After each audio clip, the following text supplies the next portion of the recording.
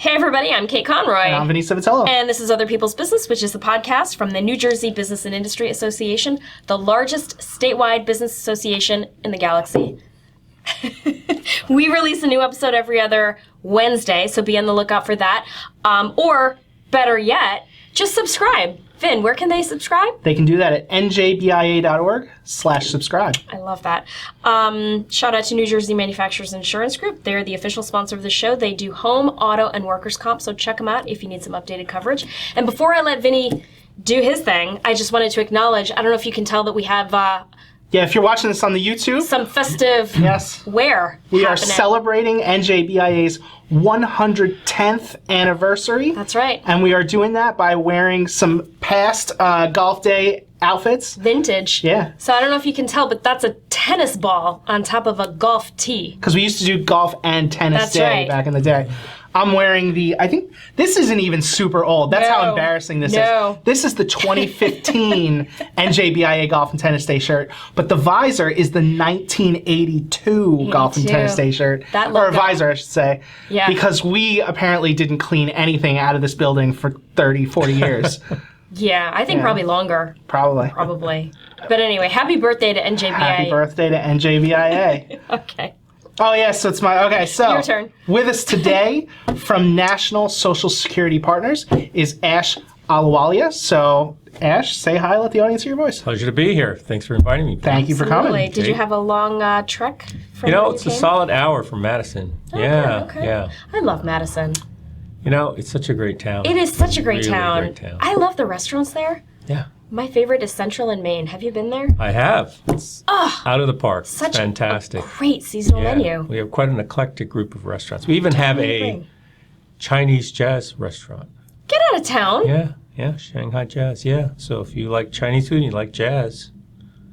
That is such an interesting combination. I know. What's the name of the place? I'm going to go. Shanghai jazz. Shanghai jazz, gotcha. Wow. All right, I got to check that out. Thank you. All right, today's icebreaker.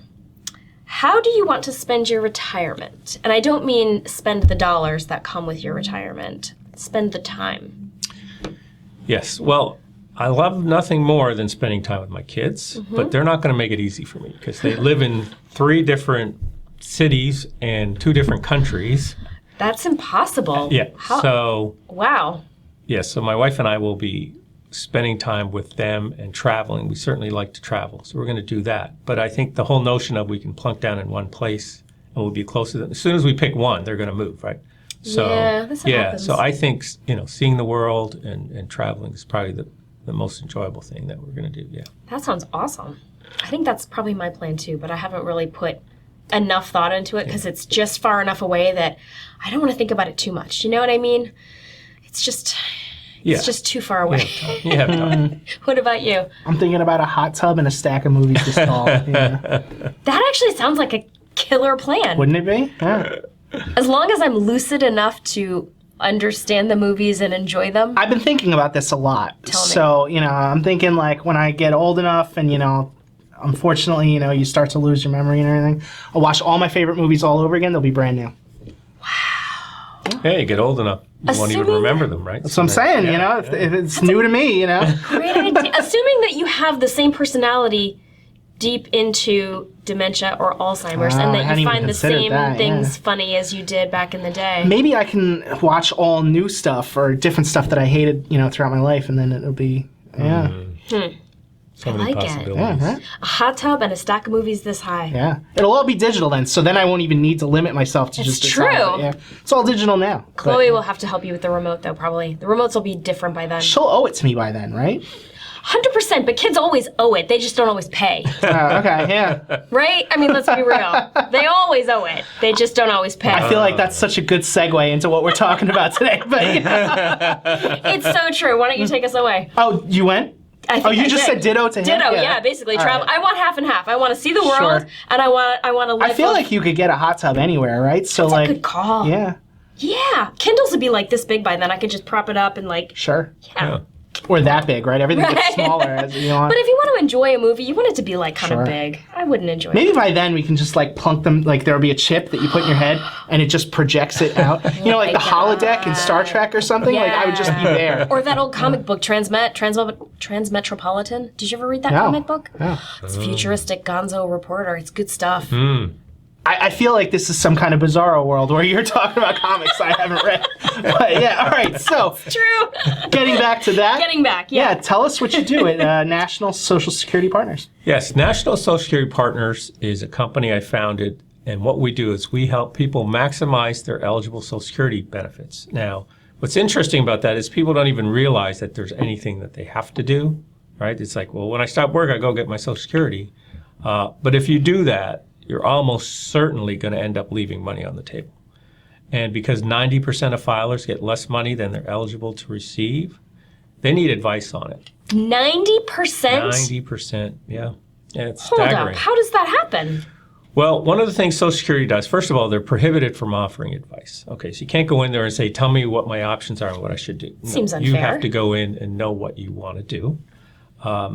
There's over 2,700 rules that govern Social Security, and most couples have well over 500 possible filing options, and they know one, right? Maybe two. When I stop work, I go get my Social Security, or they may know if they defer the start of benefits, they'll get a higher benefit. But because of that, they miss all kinds of goodies along the way and other filing strategies that could really kick up their benefits. In fact, they don't even realize that Social Security might be their largest retirement asset, because for a typical upper middle income couple, if they retire from 66 to 86, say 20 years, they can expect to get about $1.4 million from Social Security, as much as $2 million for some couples. Wow. So Wait. it's substantial. Which is crazy because Yeah. I always hear that there's not going to be enough money, or that there won't be any money Yeah, by the time you and I we, are SOL. Yeah. Well, what's great about Social Security is they actually tell you the year they expect to run out of money, which is now 2035, they estimate. So if you're That's too Carry the soon. one. I'm going to be in my early 50s. Yeah, you're too soon. probably. So what happens is, let's say it's 2035 and you're actually collecting Social Security benefits, and you open the paper and it says the trust fund just ran out of money today. What happens to your check? Do you get anything? And the answer is, if they make no changes, you'll still get about 77 to 80% of your benefits. And that ain't bad, right? What was Not it, bad. 1.4 million? I'll take 70% of 1.4. Seriously. I'd rather have the 1.4 million. Yeah. But yeah. But I think change is afoot. I think there are going to be some changes, and it's too important a benefit for the government to overlook. But it's complicated now. Just think about what's gonna happen. So anyway, that's what we do. We consult just on the Social Security. We put it under a microscope and we figure out, of all your options, what would be the sweet spot for you, what would be the best filing strategy for you in your particular situation. So, How did that come to be your specialty? well, I spent the last 25 years doing financial planning, and in particular retirement income planning. But the one area I wasn't an expert in was Social Security. And when I sought out advice from CPAs, tax attorneys, even other planners, I realized they didn't know anything about Social Security. So I ended up getting 2 certifications in Social Security planning. I invested in sophisticated software. I've worked on probably 2,000 plans now. And I just realized the complexity under that program is it's really off the charts. And it's unfortunate because I know people desperately need this money. It's their only pension because it pays as long as you live. But they're probably going to find out later, had they done certain things differently, they could have gotten more benefits. So yeah, I ended up creating a separate company just to do Social Security planning. And because my clients are nationwide, right? I have clients in Florida, California, Texas. People find me over the internet. They find out, geez, before I pull the trigger, I better get advice on it. So that's how National Social Security Partners came to be. Yeah. Wow, I'm just processing this. I'm just like, okay, so the 1.4, that's not all in one fell swoop. That's over the course of 20 years of Wouldn't it your be awesome retirement. if it was, though? I'm telling you. Yeah. But, so that's an estimate based on a guess as to how long you're a going to live. 20-year life expectancy, Right.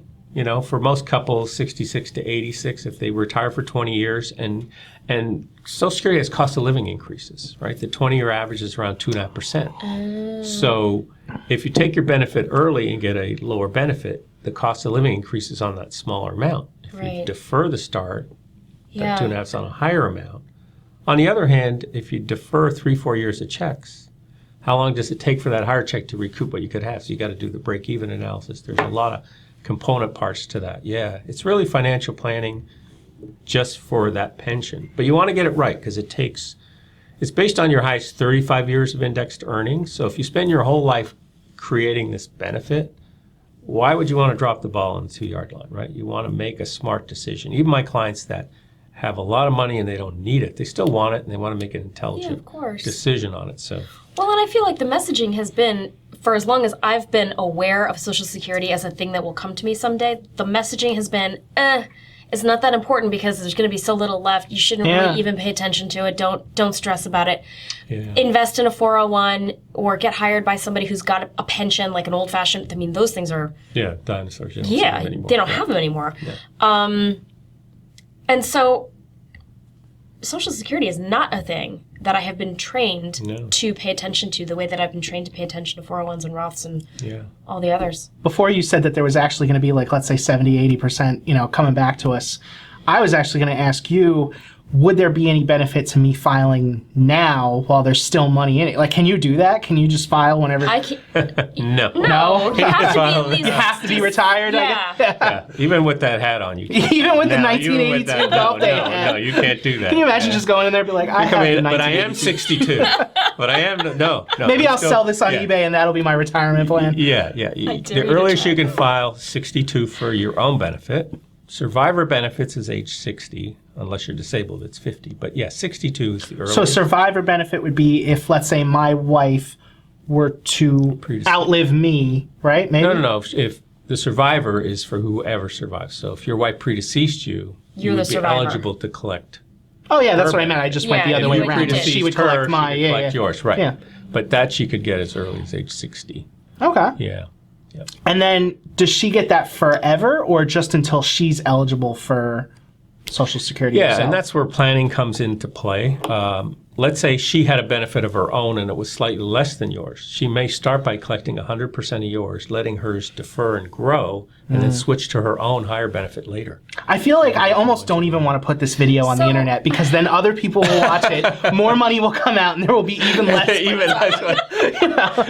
But it's amazing, just amazing how much, you were talking to us earlier before the cameras went on about all kinds of exceptions and all kinds of little tricks and rules, and it's just amazing the things we don't know. Yeah, I wanna come back to one of those things that I didn't. Okay. Yeah, the divorce thing. I'm divorced, and I had no idea that if I don't remarry, which is currently the plan. Which means you're going to get married. That's how that works. But go ahead. Yeah. I don't know about that. But so if I don't remarry, I am eligible for a benefit that's associated with my ex-husband and my own? The Social Security or your own. You can't have both. So. Thank you. I misunderstood that. I misunderstood too. I thought you meant like you got both. So it's one or the other, and I just have to figure out with my financial planners which one is higher and better. I know you want it all, and I get that. I want it all. Okay. But, yes, you can switch from one to the other.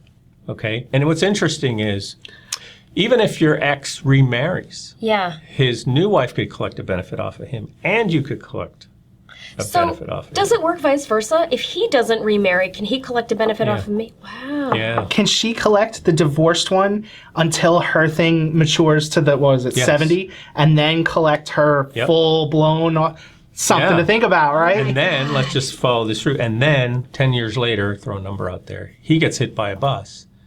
Then you can switch and collect 100% of his survivor, and his wife can, if he got remarried. Yeah. There's all kinds of fun and games with this. Yeah. I can't even. It kind of makes me surprised that there's only 2,700 of these rules now. Like, right? At first you think about it and you're like, 2,700 rules, and now I'm thinking only 2,700 rules. Okay. Let's go back to another one, though, because this is so fascinating to me. So you have a friend who is in his 60s who has young children. Yes. Right. So explain what happens when he starts to collect Social Security. Yeah, well, with second marriages today, and as we talked earlier, the divorce rate is high, and the remarriage rate is high. So my particular client, he's 66, second marriage, his wife's 10 years younger, she's 56, but they have a 14-year-old child. So he's got to put this kid through college. And he thinks, well, now that I'm 66, if I file for Social Security, they're not going to withhold any benefits because there's no earnings test. If I file, I'll take that $2,600 a month, $30,000 a year, put that into a 529 plan for 4 years for college. And I said, did you realize if you do file, your child can also collect 50% of your benefit amount in addition to yours until that child's 18. So it's $15,000 a year for 4 years, so that's $60,000. And since his wife's a homemaker, has no earned income, she can collect half of his benefit amount for child and care benefit until the child's 16. That's another $30,000. So that's $90,000 on top of his. And if he had just gone online and filed, they wouldn't have told him, by the way, you can collect this and this as well. So that's the type of money that's in the program. People don't know that they're missing benefits. But as a planner, you want to know what all your options are. Now, should he do it? That's the bigger question, because if he takes it at 66, yes, he's triggered those other benefits, but he's reduced the survivor benefit for his wife, who's 10 years younger, is going to outlive him by 15 years, because if he waits to 70, he'll get a higher benefit, and so she'll get a higher survivor. But you have to run the numbers and see what makes the best sense for them. Yeah, interesting, right? Yeah, I'm thinking $90,000 a year into a 529, and the kid is 14. So for 4 years, that's no. It's $15,000 a year for 4 years. So that's 60, and then she would get 30. So that's 90. I gotcha. Okay. But 90 is 90. 90 is still real money. 90 is 90. Plus, he's putting away $30,000 a year Sure. for 4 years. So that's 120 on top of the 90. So there's 210 for college, real money. And that's just Social Security planning. We're not even talking like actual financial planning. Yeah, it's a big deal. It's important. My head is spinning. Yeah. I feel like I've got so many questions and I don't quite know where to start. Do you have any questions that you want to jump in? But I'm very impressed and surprised. Like I said, going into this, we just didn't realize that this was a thing that was going to be around. I've been told forever it's not going to be around by the time you're older. Right. And now I'm kind of, the future's looking pretty bright, right? The future is looking $1.4 million brighter than it did yesterday. Well, what happens is Social Security doesn't even mail you statements anymore. Thank you. Right? Yes. Like you're forgetting about it, that it's even there. It's not like you can just log in and check, because so many people I personally got locked out because you know what? It's been like 10 years since I paid off my student loans. I don't know what bank that was with. Those statements are You get a question gone. wrong, they lock you out, right? Exactly. Like that. Yeah. My student loan got moved around like a hot potato. I mean, it started with one bank, then they sold it to they sold it. I couldn't even tell you. But even in the old days when people got their statements, Right. once a year they would look at it and see some number on the front and they'd say, I hope it's there when I retire, and they throw it in the garbage, right? Yeah. That was the end of planning. They had no concept of how valuable that benefit is or what they could do to enhance the benefit. And now, since people are so ill-prepared going into retirement, the Social Security has become more and more and more important. And as I said earlier, since it's their only pension, they want to get it right. So it takes special, understanding of the rules to make sure you don't end up missing out on benefits. And life is so precarious. I mean, what is the statistic that 80% of people don't have $400 in the bank for like an emergency home repair? If you don't have $400 cash in the bank for an emergency home repair, you probably don't have, 6 months of basic essentials saved. So that means you also probably don't have any kind of 401 or Roth IRA or. Right. So you just follow this to the logical conclusion that you might seriously be relying on Social Security if you don't think about it and pay attention to it. Yeah. And the double whammy there is longevity.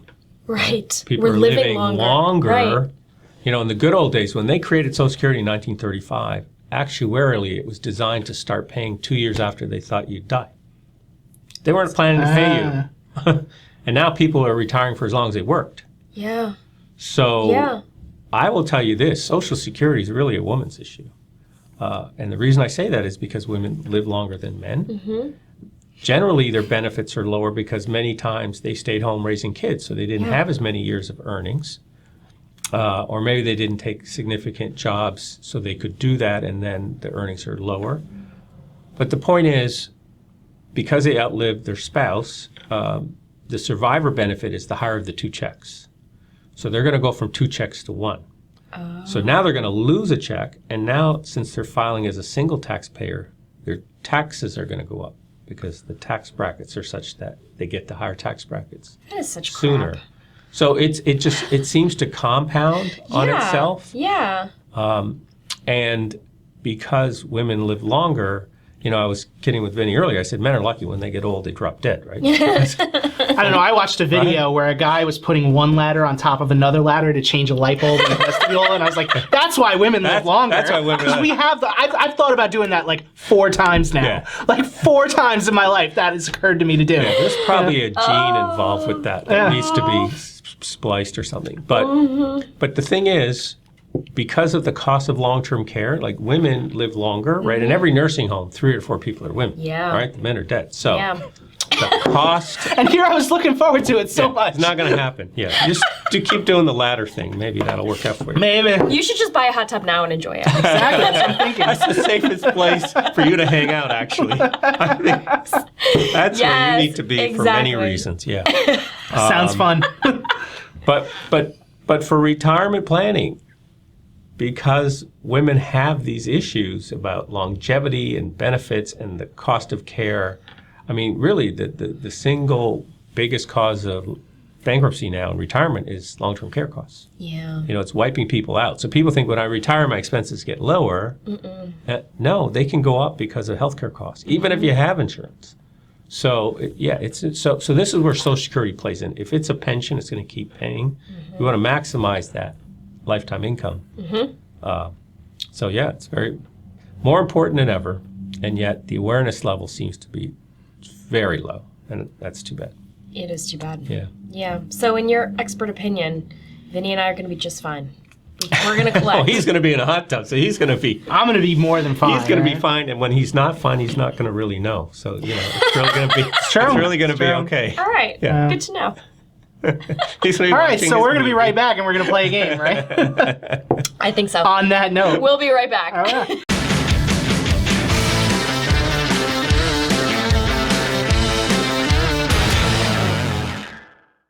And we're back, and it is now time to play my favorite game, Awful or Awesome. But before that, I just need to acknowledge that Vinny gave me a serious hard time because I was the only one who put on the hat.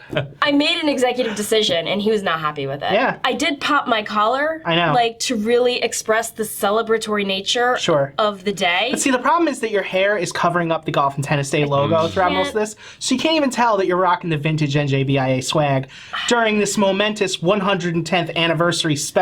I can't help it that I have fabulous hair, Vin. I know, I'm just saying, there needed to be something else, and the hat was completed it. Yeah. I put the hat on, you didn't, and then I felt... So I did put the hat on, but you literally couldn't see my face because the brim was gigantic. I'm okay with the backwards thing, though, because you got the logo on the back here. What year is this? Turn around for a quick second. I don't know. This is the 1993 NJBIA Golf and Tennis Day hat. Yeah. Wow. 1993. I was a junior in high school. Yeah.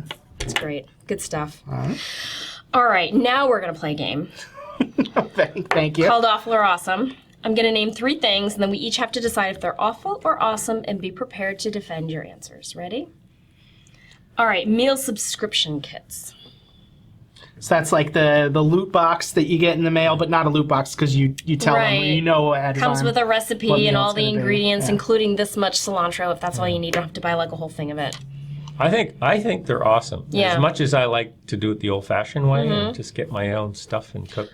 What's great is because they have those little bits of those ingredients you might not otherwise find or invest in, but it works if you follow the instructions. Yeah. And you use what they tell you, you get these amazing meals. So that part is really fun and exciting, and it's a meal you might not ever make otherwise. I love it for that I'm as well. on board with that. Yeah. I've never participated, but I love them in theory, and I don't cook. I don't eat like real food at my house, but if I did, that would be the way to go. I would totally be on board. And you are learning and experimenting a new cooking thing in your house. Yes. So about a year ago, I became vegetarian, although I do have some fish. So I guess that makes me pescatarian. Pescatarian, right. But it's an exciting way to cook because I always did cook and I enjoyed it. But now you get out there and you see how much other produce is out there that you can cook with. And as long as it's seasoned right, you've got some great flavors. I really don't miss eating meat at all, and it's wonderful. So I endorse it. I endorse it. That's awesome. I've tried so many times to be a vegetarian, and every single time it comes down to bacon. Yeah. Like, I won't even lie to you. And there's a lot of great meat, but it's always bacon. Well, when my daughter turned 13, she said, "Dad, I'm a vegetarian plus bacon." So That's a thing. that could be a category for you. I think I accept. There needs to be a name for that, like a bacon-tarian or something. Porkitarian. Porkitarian. That just sounds so wrong. What about you? I'm going to go awesome. Yeah. I haven't done them much. I think we did about a week's worth one time. And it was cool, you know. They gave us kind of like a menu, and we picked out the different meals. And I made a point to try to pick out stuff that I would not have otherwise eaten. You know, things that sounded interesting, but, you know, I couldn't even tell you what they are now. But that was the idea. You know, we ate some things that we wouldn't have otherwise ate. You know, I said, hey, let's flag this for later.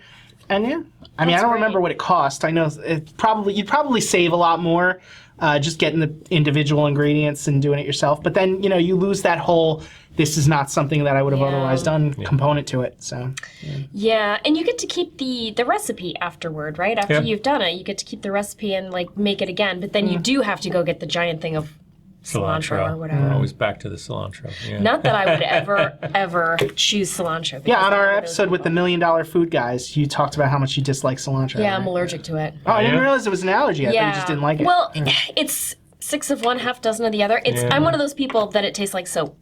So, and somebody told me once that it's an allergy that makes it taste like soap. Interesting. Yeah, so I don't know. All right. I just don't like Stick it. with parsley. Yeah, exactly. Stick with Parsley is innocuous and Stick fine. with parsley. All right, next up, conference calls. Like in theory. In theory, I mean, you know, it works, Great right? way to connect with people. In but practice, in practice, yeah, I don't understand how I call you and the connection is fine. But then the three of us get on a line and it sounds like we're talking through little paper cups that have a string tied to them, you know? Suddenly we're all underwater. I don't understand how one additional person means that the whole thing is just out the window. Like maybe 6 additional people I can understand, but 1? Well, that's always the, you know, two sides of the same coin with technology, right? It can be the greatest thing ever, and it can absolutely torment you and torture you otherwise. So overall, I'm on board with conference calls. Yeah, right. I think they're necessarily and amazing. But yeah, technology can get in the way sometimes. It's really annoying. But it's okay. Yeah, you know? in theory, awesome. In practice, kind of awful. Yeah, okay. We have a system downstairs where you can conference in and see people. You know, it's a video conference call. Yeah. Never works out right. It takes like 45 extra minutes just to try, and then you're like, why did I bother? Why did I bother? Oh my gosh, I'm sorry. That just made me. Oh boy. Okay. Okay, and last one. So this is a new weird thing. College athletes getting paid. Yeah, it's a new thing. Well, because it used to be that they could not be paid. There was a rule. Right.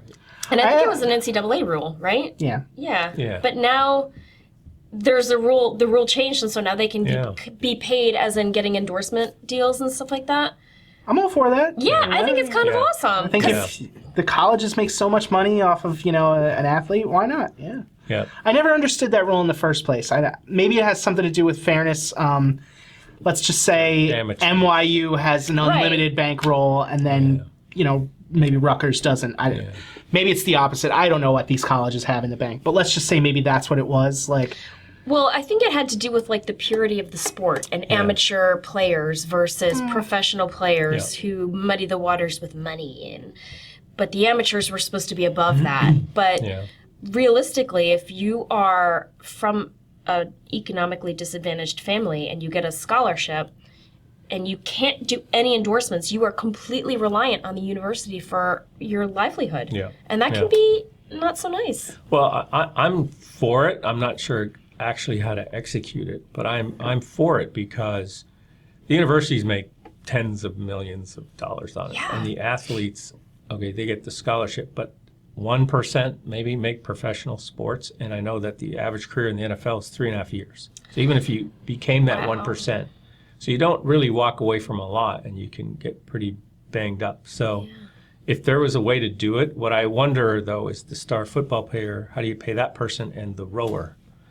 You know? Yeah. That's right? a good So point. how does that money get, if they're all going to get paid, how do you allocate that? well, I think it would be like anything. You know, professional crew team people don't get $20 million a year. The revenue, the gates from the football game determine your percentage, and the gates from the maybe there's a mechanism there, but I think you're fooling yourself if you don't think it's basically professional business, right? It is a business, and a lot of those athletes, that is their livelihood. So if there's a way to do it, I would be.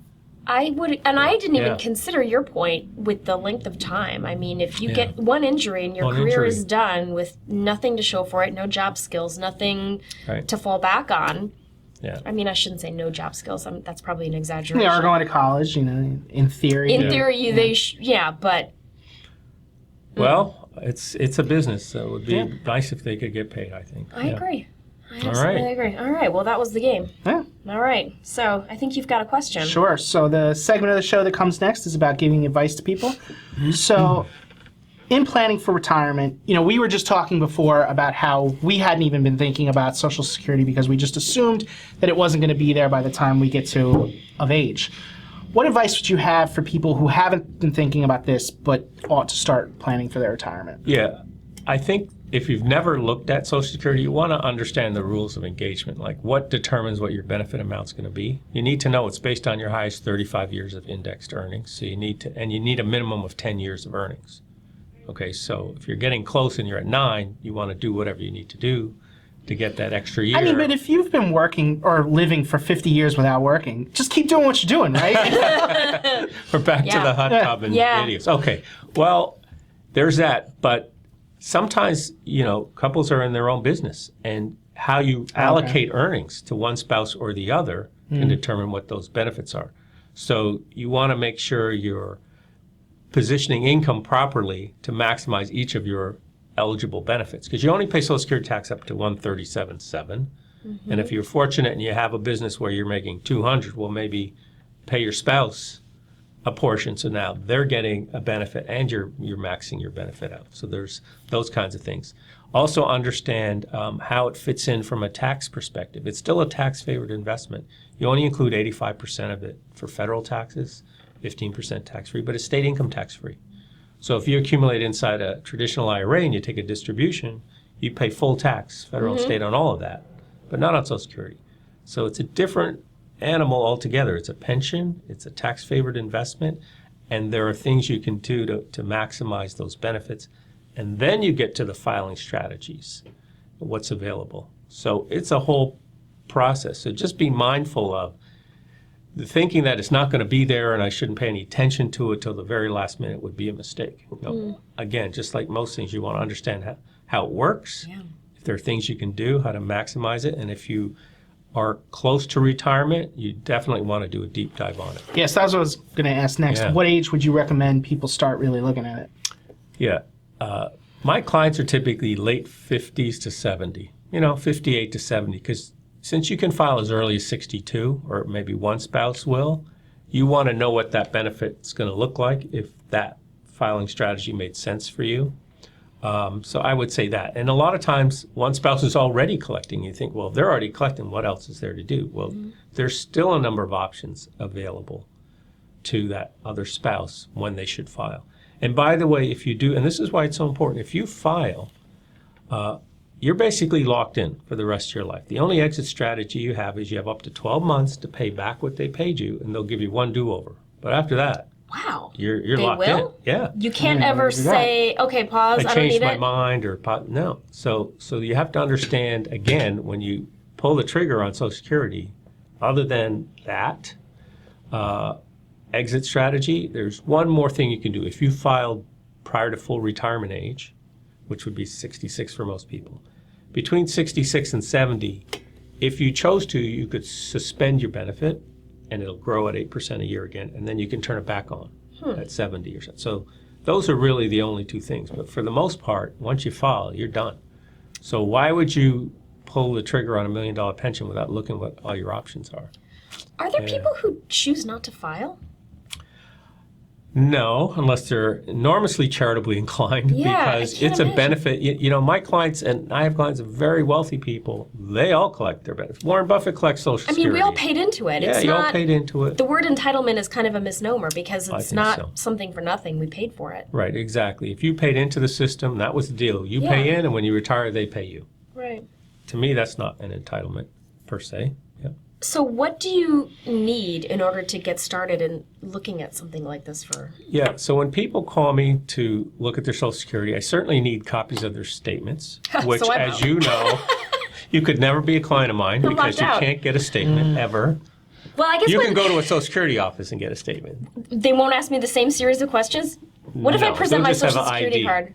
Yeah, you're probably on a watch list right now. That's great. As long as I can still board planes, I'm fine with that. You're going to have to go to the next window, I think. Yeah, they're not giving you money.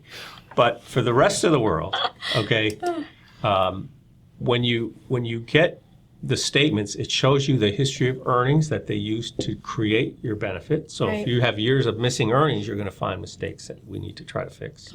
Okay? But I need your statements, but really, as I mentioned earlier, it's part of your overall retirement plan. So how does Social Security fit in if you have traditional IRAs, Roth IRAs, other investments? The best Social Security strategy depends on what other money you have. Do you have life insurance, long-term care? Because it's really just a subset of retirement income planning. So I need to know, you know, where your investments are and insurance and all of that, as well as your Social Security benefits. And then I identify what I would call that sweet spot strategy of all the things you could do, which is the one that's best for you and your specific situation. And so, again, it's financial planning for just that Social Security asset, but it's affected by what other monies you have. Yep. And how long you plan to work and life expectancy and all kinds of other factors. Yeah. No simple formula. You can't just throw numbers into the software and spit out the best answers. There's a lot of creativity and design to it. Yeah. Well, that's why they have you. I So know. by all means, if somebody wanted to get a hold of you, you know, take advantage of some of these services, how can they do it? Well, they could go to our website, www.nsspartners.com. They could email me at ahluwalia@nsspartners.com. Do you want me to spell that? Oh, yeah, go ahead. Yeah, go sure. for it, yeah. So it's ahluwalia@nsspartners.com. Or you can call me directly at 973-202-1212. That's awesome. All right, and I always offer a complimentary introductory phone call. So people call me and say, here's my situation. Is it the right time? Does it make sense for me to do a plan? I will certainly give you my opinion on that. That's awesome. Phenomenal. Yeah, I I'm feel just listening to somebody slamming their horn. I guess that's a car alarm. It's a car in the alarm here in background, Scenic. The sounds of Is it Trenton. my If you're car? driving, Did I just listening to lose us my right car? now, you know, nobody is telling you to get Still off the daylight road. out. It's probably fine. It's probably fine. Yeah. All right. All right. I think that's the show. This was really a fabulous episode. I feel like I learned so much. They're all fabulous, but I like this one. I really like this one, though. Actually, do you want to shout out the webcast that we did just before the show that's probably available? Sure. I don't know if it'll be available at the point where this goes live, but if you're listening to this maybe like a week later or something, check out youtube.com/NJBIA. We have a webinars section towards the bottom. There's a list of playlists. That's one of them. This will definitely be in there. Great. Absolutely. And we'll Excellent. probably have you back in the fall, I think, That would for be maybe another one, fantastic. because this is a topic that just never gets old. And I mean, it's one of those things that I think gets more interesting the more you talk about it. Yes. Yeah. I think, but I'm kind of a big nerd that way. All right, Very so important. I think that's the show. Thank you so Thank much you. to our listeners. Thank you to the subscribers. Thank you to New Jersey Manufacturers Insurance Group. They do home, auto, and workers' comp. Check them out if you need some updated coverage. They are the official sponsor of the show. And finally, thank you to Ash Ahluwalia from National Social Security Partners for joining us today. Thank you. My pleasure. And one more thank you. Thank you to everybody who made it possible for NJBIA to be around for 110 years, right? I like it. So that we could be wearing this sweet swag, doing this sweet show right now. Can you tell that Vinny lost the coin toss? What, with the hat? Just the whole get-up. The whole getup. I look halfway normal. Or I I did know. before I put the hat I on. know. That's why I made you put on the hat. All right, we'll see you next time. Bye.